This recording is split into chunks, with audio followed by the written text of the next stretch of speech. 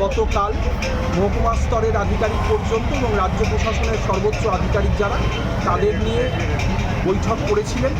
নির্দিষ্ট কিছু নির্দেশ দ্রব্যমূল্য নিয়ন্ত্রণ এবং খাদ্য নিরাপত্তা সংক্রান্ত দেওয়া হয়েছে। মাননীয় মুখ্য সচিব স্যারের নির্দেশনামা জারি হয়েছে। সেই নির্দেশনামা অনুযায়ী আমি মহকুমা আধিকারিক হিসেবে, শাসক হিসেবে এবং সঙ্গে আমার এসডিপিও ডায়মন্ড হারবার সাহেবও রয়েছে, খাদ্য সুরক্ষা আধিকারিক রয়েছে, খাদ্য সরবরাহ দপ্তরের মহকুমা স্তরের আধিকারিক, ডায়মন্ড হারবার পৌরসভার নির্বাহী আধিকারিক সহ আমাদের কনজিউমার অ্যাফেয়ার্স ডিপার্টমেন্টের আধিকারিকরা রয়েছে, লিগাল মেট্রোলজির আধিকারিকরা রয়েছে। সকলে নিয়ে আমরা যৌথ এই পরিদর্শনে এসেছি।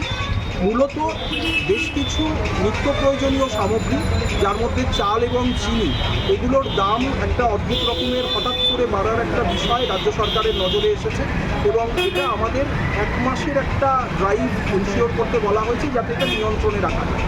সেই উদ্দেশ্যে আজকে 25শে আগস্ট ডায়মন্ড হারবারের এই বড় বাজার, কপারহাট বাজার, সেখানে আমাদের এই যৌথ পরিদর্শন। আমরা ইতোমধ্যেই আপনাদের সঙ্গে নিয়ে, আপনারা সঙ্গেই ছিলেন, শুরু থেকে ধন্যবাদ আপনাদেরও সেজন্য।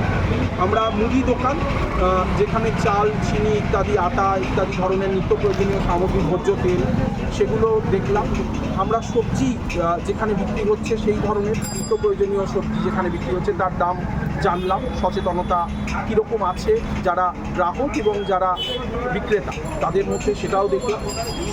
রান্না করা খাবার যারা বিক্রি করছেন, এর আগে আমরা একটা দোকান যিনি পরোটা ইত্যাদি বিক্রি করেন তার কাছেও গেলাম, এখানে মিষ্টির দোকানে এলাম।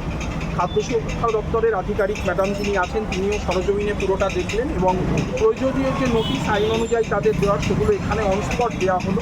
তাদের আইন অনুযায়ী যে কমপ্লায়েন্স করার কথা সেটা করতে অনুরোধ করা হলো। এইটুকু বল।